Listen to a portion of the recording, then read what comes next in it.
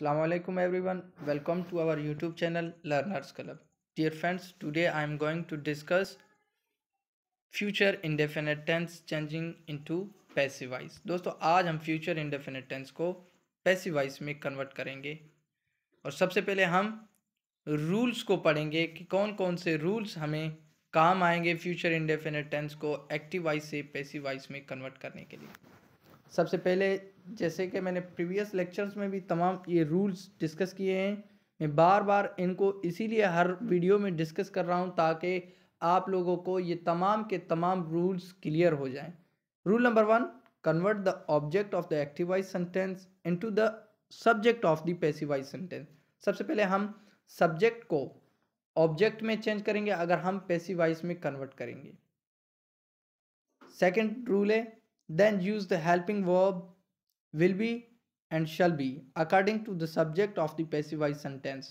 और जो हम इसमें पैसिव वॉइस में जो हेल्पिंग वर्ब्स यूज करेंगे फ्यूचर इंडेफिनिट टेंस के पैसिव वॉइस में तो वो होंगे विल बी और शल बी, मगर वो हम यूज करेंगे according to the subject of the passive voice sentence, और वो सब्जेक्ट प्लूरल भी हो सकता है और सिंगुलर भी। थर्ड रूल है, then use the third form of the verb. जिस तरह आप लोगों को पता है कि हम लोग हमेशा, बल्कि ये मतलब यूज ही होता है, इसके बगैर तो मतलब कन्वर्ट ही नहीं करेंगे कि third form of the verb हम पैसिव वॉइस में यूज करेंगे। रूल नंबर 4 कहता है after that use the word by two show the doer.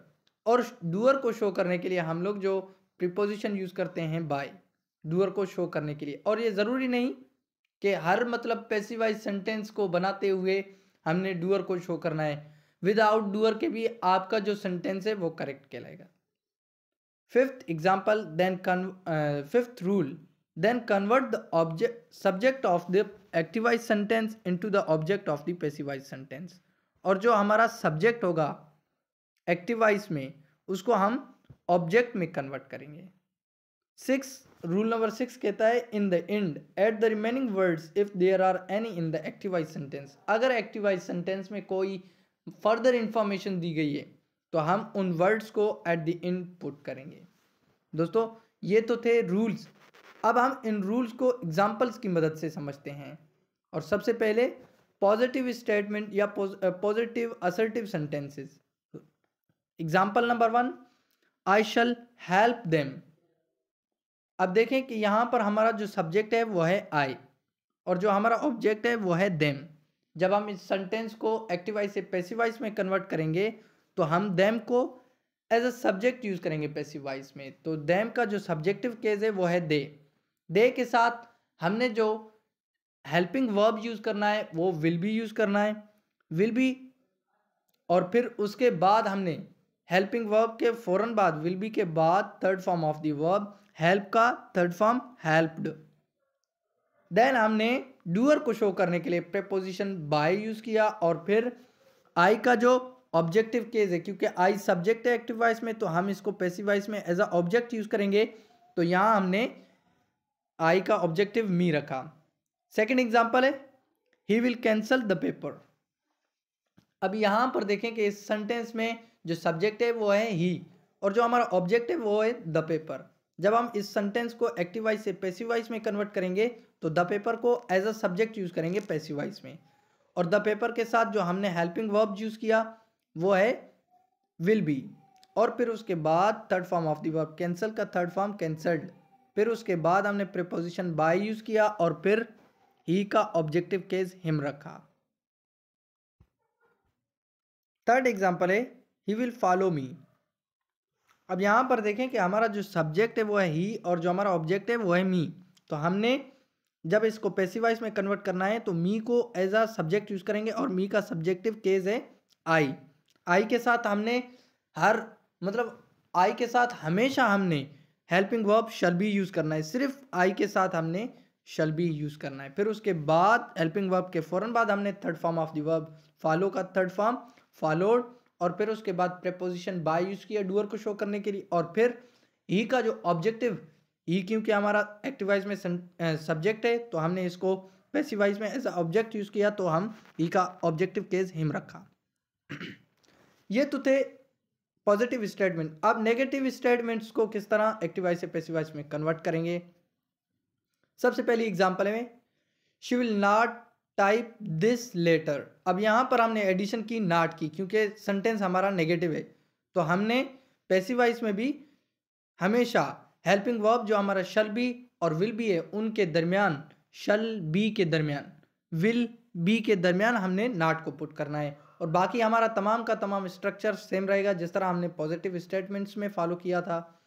Example number 1 ने he will not type this letter. अब यहाँ पर हमारा जो सब्जेक्ट है वो शी और जो हमारा ऑब्जेक्ट है वो है दिस लेटर। जब हम इसको पैसिव वॉइस में कन्वर्ट करेंगे तो दिस लेटर हमारा एज अ सब्जेक्ट यूज होगा और फिर दिस लेटर के साथ हमने helping verb will be use किया, मगर याद रखें कि विल बी के दरमियान हमने नॉट पुट किया सेंटेंस को नेगेटिव शो करने के लिए। और फिर उसके बाद third form of the verb type का थर्ड फॉर्म टाइप्ड, और फिर उसके बाद प्रीपोजिशन बाय यूज किया, और फिर लास्ट में हमने शी का जो ऑब्जेक्टिव केस है हर रखा।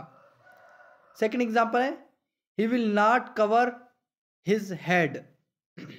अब यहां पर देखें कि हिज हेड हमारा ऑब्जेक्ट है और ही हमारा सब्जेक्ट है, तो जब हम इसको पैसिव वॉइस में कन्वर्ट करेंगे तो हिज हेड हमारा एज अ सब्जेक्ट यूज होगा, और हिज हेड को एज अ सब्जेक्ट यूज किया हमने, और फिर विल नॉट बी हमने रखा, हेल्पिंग वर्ब के दरमियान हमने नॉट को पुट किया सेंटेंस को नेगेटिव बनाने के लिए, और फिर उसके बाद हमने third form of the verb covered रखा, फिर उसके बाद प्रीपोजिशन बाय यूज किया, और फिर लास्ट में हमने ही का ऑब्जेक्टिव केस हिम रखा।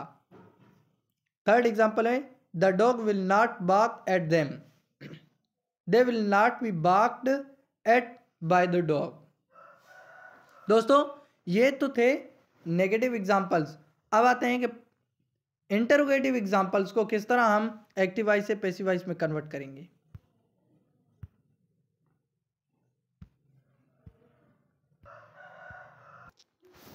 दोस्तों अब इसमें क्या करना है कि देखें, फर्स्ट एग्जांपल देखते हैं will they laugh at us. अब यहाँ पर देखें कि जो हमारा सेंटेंस है वो हेल्पिंग वर्ब से शुरू हुआ है, मतलब इंटरोगेटिव सेंटेंस है, हेल्पिंग वर्ब से शुरू हुआ है, तो हम पैसिव वॉइस में जब इस सेंटेंस को कन्वर्ट करेंगे तो जो हमारा पैसिव वॉइस का सेंटेंस है वो भी हेल्पिंग वर्ब से ही स्टार्ट होगा।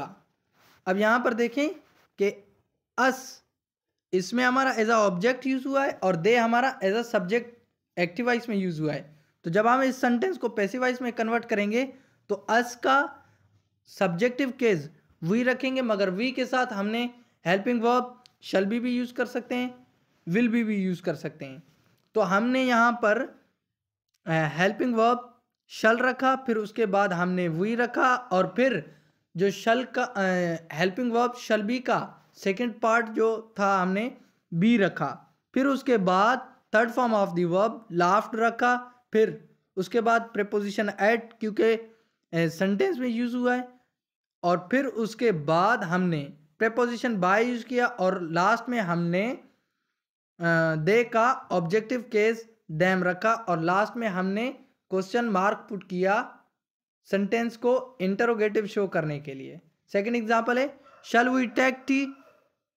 अब यहां पर देखें कि टी हमारा एज अ सब्जेक्ट ऑब्जेक्ट है और वी हमारा सब्जेक्ट यूज है एक्टिव वॉइस में। जब हम इस सेंटेंस को कन्वर्ट करेंगे पैसिव वॉइस में तो हम टी को एज अ सब्जेक्ट यूज करेंगे, और टी के साथ हमने हेल्पिंग वर्ब विल रखना है, और स्टार्टिंग जो सेंटेंस की करनी है पैसिव वॉइस की वो भी हेल्पिंग वर्ब से करनी है, तो हमने हेल्पिंग वर्ब विल रखा, सिर्फ शल और विल रखना है सेंटेंस के बिगिनिंग में, और सेकंड पार्ट जो बी है वो हमने सब्जेक्ट के फौरन बाद पुट करना है विल टी, फिर उसके बाद हमने रिमेनिंग पार्ट जो हेल्पिंग वर्ब का था बी, फिर उसके बाद third form of the verb taken रखा, और फिर उसके बाद हमने प्रीपोजिशन बाय यूज किया डूअर को शो करने के लिए, और लास्ट में हमने वी का ऑब्जेक्टिव केस अस रखा, और फिर हमने लास्ट में क्वेश्चन मार्क पुट किया। थर्ड एग्जांपल है will she attend that meeting, will that meeting be attend by her. तो दोस्तों आज का मेरा था ये लेक्चर, फ्यूचर इंडेफिनिट टेंस को हमने एक्टिव वॉइस से पैसिव वॉइस में कन्वर्ट किया। उम्मीद है आपको ये वीडियो अच्छी तरह से समझ आ गई होगी। जुड़े रहिए लर्नर्स क्लब के साथ। Thank you so much for watching.